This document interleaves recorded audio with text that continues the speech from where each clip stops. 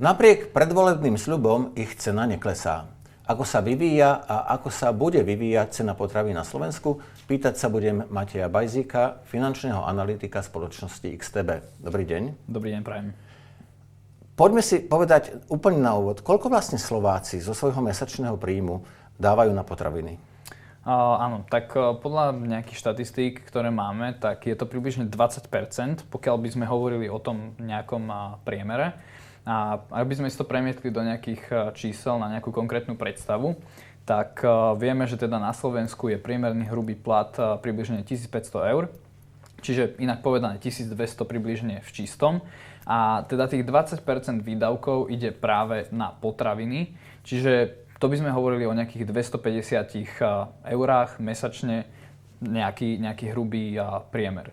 A ono je to akože už samo o sebe relatívne vysoké číslo, ale pokiaľ by sme sa pozreli najmä na nejaké nižšie príjmové skupiny, tak to percento v podstate rastie. Že keď človek má ten príjem nižší, tak to môže dosahovať naozaj až 25-30% tých výdavkov, respektíve časť z tej mzdy, čo je ako naozaj relatívne veľké číslo, veľká suma. Hovorilo sa, alebo zažili sme turbulentné časy, čo sa týka cien potravín. Dnes sa už hovorí o nejakej tej stabilizácii, ale stále asi nehovoríme o tom, čo bol aj predvolebný sľub a slogan viacerých strán, že znížime ceny potravín. Teda, ak aj ceny potravín už tak dramaticky nestúpajú, o znižovaní ešte stále nemôžeme hovoriť. Toto je taký zvláštny narratív, by som až povedal, že či niekedy v živote vôbec politici dodržia sľub, že znížia ceny potravín. A otázka je, že či sa to vôbec dá. Či sa to vôbec dá, presne tak, tam smerujem, že naozaj na tie ceny potravín všeobecne vplýva viacero faktorov, hej, a niekoľko z nich v podstate naši politici vôbec nemôžu ovplyvniť. A ak by sme ich veľmi v jednoduchosti vymenovali, tak je to nejaký vývoj komodít na globálnom trhu, hej, že tam tú cenu naši politici slovenskí žiadnym spôsobom nemajú naozaj ako ovplyvniť. Potom ako je nejaký inflačný vývoj eurozóny a ako je nejaký menový vývoj. Čiže toto sú také tie faktory, ktoré sa ovplyvniť nedajú. Ale sú tam aj také, čo sa ovplyvniť dajú a to už je teda tá fiškálna politika a to sú dane a podobne. Ale aby som sa vrátil teda k tomu, že ako sme na tom aktuálne, tak ako aj uvidíme, alebo môžeme vidieť na grafe, tie ceny potravín aktuálne stále rastú, ale rast spomaluje. Ešte stále sme sa ale nedostali k poklesu cien potravín. To je veľmi podstatné povedať. To, že sme zažili drsné roky 21, 22, 23, kedy naozaj, že tá inflácia v potravinách bola až takmer 30%, a že teraz aktuálne sme na nejakých 3,6%, tak neznamená to, že tie ceny klesajú, znamená to len, že ten rast spomaluje. Hej. Že to je veľmi podstatné povedať a že všeobecne pri tých potravinách, potraviny majú vždycky, alebo teda väčšinou práve v takých tých kritických obdobiach, ako bol 21, 22, 23, ešte väčšiu tú infláciu, ako je celková slovenská inflácia. Čiže taký nejaký aktuálny je ako narratív. A že pokiaľ by sme to dali aj do globálneho kontextu, lebo to je asi dôležité, že keďže som tu pred chvíľočkou hovoril, že je tam viacero faktorov, ktoré na to vplýva, tak keby sa pozrieme na zase graf globálneho vývoja cien potravín, čiže graf, ktorý reprezentuje svetový vývoj potravín, tak tam vidíme tiež, že áno, že tá potravinová inflácia nejakým spôsobom tiež spomaluje, ale stále neklesá a stále je tam ten rastúci trend a to samozrejme nie je len u nás, ale všade. Cynik by povedal, že potraviny nie sú drahé, ale my málo zarábame. Napriek tomu sú potraviny, ktorých cena klesla a sú potraviny, ktorých cena stúpla. Keby sme si to dali do nejakého rebríčka, ktorí sú tí top rekordéri v stúpaní aj v klesaní? Tak začneme teda, že ktorí sú tí rekordéri práve v tom náraste. Takou asi jednou z najkonzumujúcejšej potraviny, ktorá nás zaujíma, je teda mliečna čokoláda. A tam teda oproti minulému roku, 2024, sa mliečna čokoláda teda rastie o 41,7%, narastla cena, čo je naozaj signifikantný náraz. Ďalej tam máme slepačné vajcia, ďalšia taká bežná potravina bežnej domácnosti, 29% nárast. A potom tam máme zrnkovú kávu, že dá sa povedať, že káva rastie o nejakých 10% oproti tomu minulému roku. Takže to sú akože tie top 3 nejaké nárasty, ktoré sme vybrali. A potom máme samozrejme, kde niečo rastie, musí aj klesať. Tak medzi najklesavejšie potraviny patrí práve kryštálový cukor. A tam sa tiež odzrkadľujú napríklad ten globálny vývoj cien cukru. A tam vidíme pokles až 29%, takže taktiež naozaj signifikantný. A potom tam máme olivový olej, to je potravina, ktorá bola za posledné roky dosť diskutovaná, že pokiaľ by som hovoril aj konkrétne, tak tá cena za pol litra olivového oleja bola až okolo 9 eur a teraz sme naozaj poklesli až približne k tým 6 eurám za pol litra. A potom tam máme hladkú múku, kde sme zaznamenali pokles 6,5% a zemiaky, kde sme zaznamenali pokles 10%. Prečo sú rozdiely medzi jednotlivými komoditami také extrémne? Keď by človek mal pocit, že dobre, môže byť sucho, môže byť záplavy, zlé počasie a tak ďalej, úroda, neúroda, a na jednej strane niečo prudko rastie a na druhej strane niečo prudko klesá. Tam je to vždycky kombinácia viacerých faktorov, že keby sme sa pozreli na nejaké opäť tie globálne komodity, tak ak by som konkrétne mal aj teraz aktuálne vymenovať, povedzme, že cukor, kakao, pšenica, kukurica, tak to sú komodity všetko, ktoré aktuálne klesajú, dosahujú v podstate 5-ročné minima, vraciame sa na nejaké tie racionálnejšie úrovni k roku 2020. Takže ešte stále sa v podstate zotavujeme z tých šialených pandemických a šialene vysokých cien a inflačných. Ale zase pokiaľ by som mal vymenovať napríklad káva, je komodita, ktorá zase naopak veľmi, veľmi vysoko a veľmi signifikantne rastie. A tá kombinácia tých faktorov je, že jednak práve tieto ceny, ktoré sú burzové, plus nejaké ďalšie externé faktory typu ceny energií alebo samozrejme aj daná nejaká politika v danom konkrétnom štáte, aká je. Hovoríme o burzách, o cenách vo svete, hovorili sme o cenách na Slovensku, ale poďme sa pozrieť do okolitých krajín. Vieme, že boli obdobia, keď sa oplatila nákupná turistika a Slováci masovo jazdili kupovať potraviny do Poľska, do Česka, do Maďarska, aj do Rakúska. Aká je situácia teraz v okolitých krajinách v porovnaní so Slovenskom a oplatí sa nákupná turistika? A ak áno, tak kam?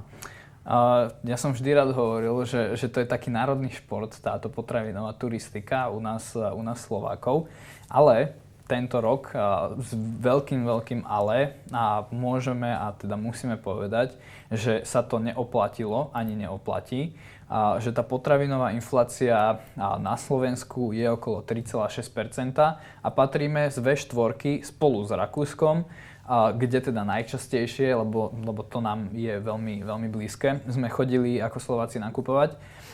Nám Bratislavčanom. Nám na západe, pardon. Ja to teraz tak beriem. Čiže v Rakúsku je taktiež tá potravinová inflácia okolo tých 3,6%, takže sme na rovnakej úrovni.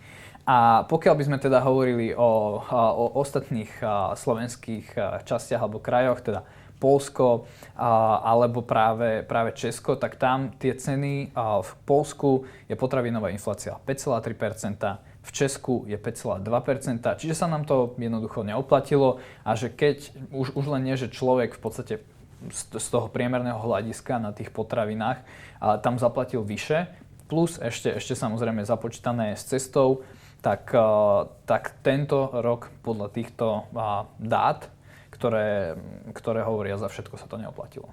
Ktoré sú tie hlavné faktory, ktoré znemožňujú poklesu cien potravín? Môžeme sa baviť o energiách napríklad, alebo poďme k tým konsolidačným opatreniam, ktoré prijala vláda Slovenskej republiky?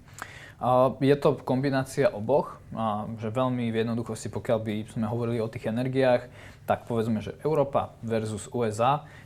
U nás v Európe sú stále drahšie energie ako v USA. Je to konkrétne približne 1,5 násobok, čo je ako veľké číslo. A že z toho nejakého historického kontextu predtým, ako sme tu mali tú energetickú krízu, tak väčšinou sme tu v Európe mali práve o niečo lacnejšie energie ako v USA.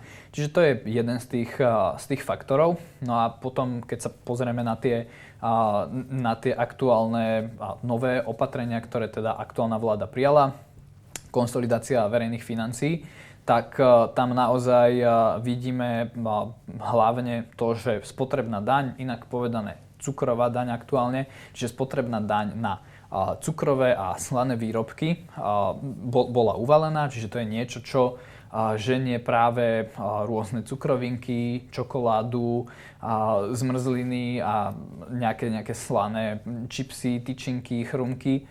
Práve ženie tú cenu signifikantne nahor, džemy. A potom ďalšie z opatrení, ktoré bolo práve v tej konsolidácii, tak je zvýšenie DPH. A to teda na niektoré tovary sa bude zvyšovať DPH z 19% na 23%. A je to niečo, čo skokovo v podstate ovplyvní tú cenu tých daných tovarov. Keď k tomu príde, malo by to byť teda v roku 2000, od začiatku roka 2026. A ešte keď k tomu všetkému pridáme transakčnú daň, tak už máme kombináciu naozaj troch silných faktorov, ktoré kopec tých potravín a všeobecne potraviny ženie bohužiaľ nahor. Poďme sa teraz baviť o cenovom vývoji do konca roka.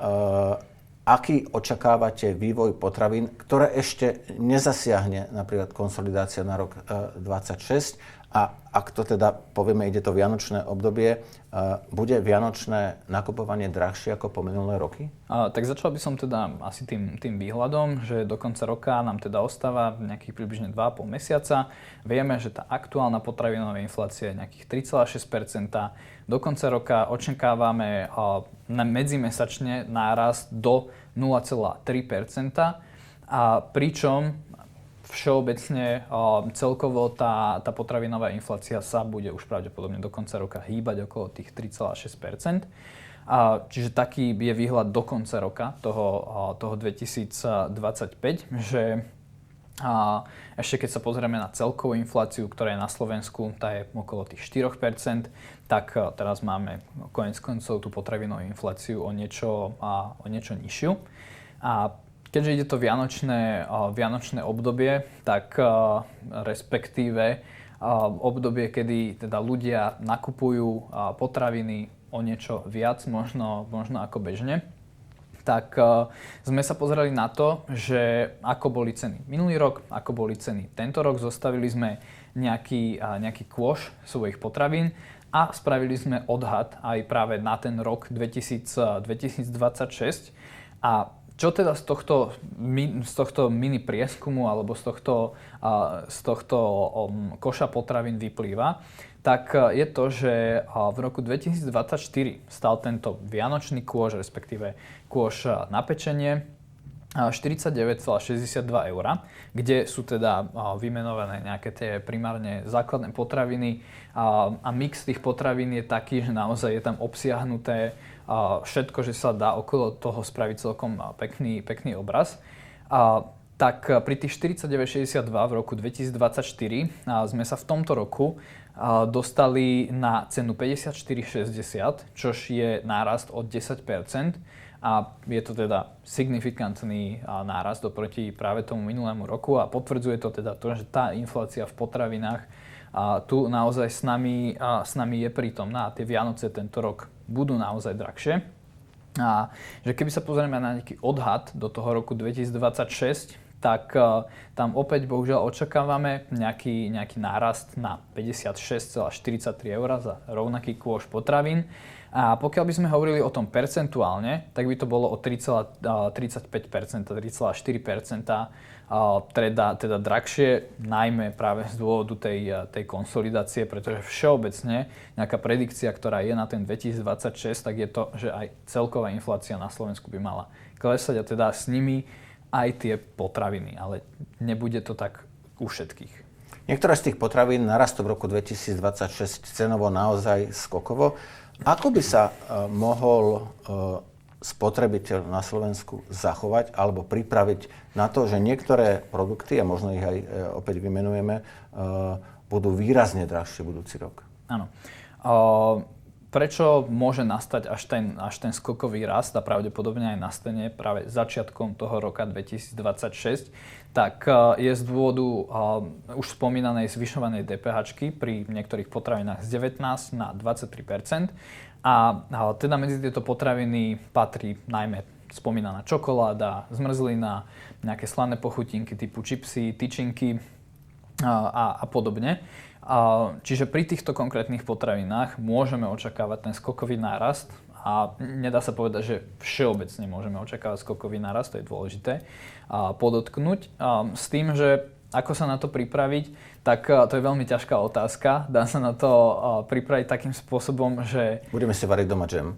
Že budeme si variť doma džem, presne tak, pretože aj džem z hodou okolností bude práve, bohužiaľ, s touto medzi potravinami so zvýšenou sadzbou.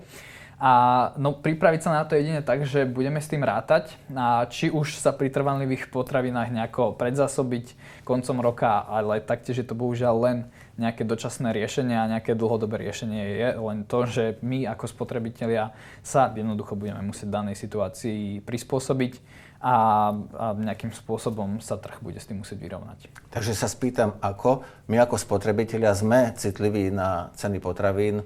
Ja milujem čokoládu a teda niekedy prevraciam oči nad tým, že aké ceny čokolád sú dnes oproti tomu, čo si pamätáme pred roka už len.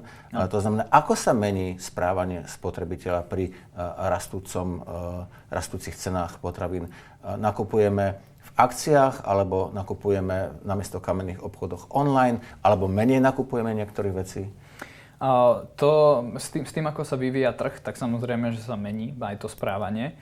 A áno, podľa nejakých správ od tých najväčších potravinových reťazcov vieme, že teda spotrebitelia prechádzajú do toho online sveta, to je jedna z možností, ktoré robia, alebo že teda volia cestu väčších nákupov a menej pravidelných nákupov, kde sú teda dve možnosti, kde ušetria. Jedna je za pravidelnú cestu a tá druhá je skôr takým psychologicko-kognitívnym faktorom, že keď robíme tie menšie pravidelné nákupy, tak častokrát do toho košíka prihodíme niečo, čo vlastne možno ani až tak nepotrebujeme, ale práve nám to brnklo do oka, máme na to chuť a keby sme to spočítali na tej mesačnej báze, tak sa tam nazbiera nejaká tá suma. A že tie potravinové reťazce práve hovoria toto, že to aj oni vnímajú, že tie nákupy sú väčšie, ale sú menej pravidelné a keď je ten nákup väčší, tak človek väčšinou má nejaký zoznam, že toto potrebujem nakúpim, odchádzam, vybavené. Cítim to na sebe, ja tej čokolády naozaj kupujem menej a možno je to aj prospešné, že práve potraviny, ktoré sú sladšie a vieme to, že aj nápoje sladené išli cenovo hore, že zrejme sa to správanie spotrebiteľov mení. Takže poďme na ten záver. Aká je taká najdôležitejšia rada pre bežného Slováka, keďže vieme, že zlacňovanie potravín nehrozí? Ako mať svoje výdavky na potraviny pod kontrolou? Čiže veľmi, veľmi v jednoduchosti prvá vec je asi poznať tie svoje výdavky celkovo. Že kde naozaj utrácam, koľko utrácam, či mám možnosť niekde ušetriť, alebo ani nie. A tá ďalšia, taká druhá vec je, že naozaj tie potravinové reťazce mávajú kopeckrát zľavy, ako ste aj vypovedali, že teda máte veľmi radi čokoládu a že či teda čakať na tie zľavy a využívať práve tie zľavy, alebo že ten spotrebiteľ prestane nakupovať. A pri týchto zvýšených cenách všeobecne nejaká ekonomická teória hovorí, že buď človek prestane tovar úplne nakupovať, alebo že bude hľadať nejaké substitúty. Hej? To znamená, že nejakú náhradu za ten tovar, len otázka je, že či pri niektorých tovaroch naozaj existuje nejaká tá náhrada. No a že tým, že človek pokiaľ má na to kapacitu, sleduje zľavy, ktoré sú v daných obchodných reťazcoch, tak naozaj je dokázané, že sa dá ušetriť až desiatky eur mesačne, čo je práve pri týchto cenách potravín veľmi prospešné a potom s tými peniazmi sa dá robiť možno naviac niečo iné. Alebo, ako sme spomínali, robiť nejaké väčšie nákupy, menej časté nákupy.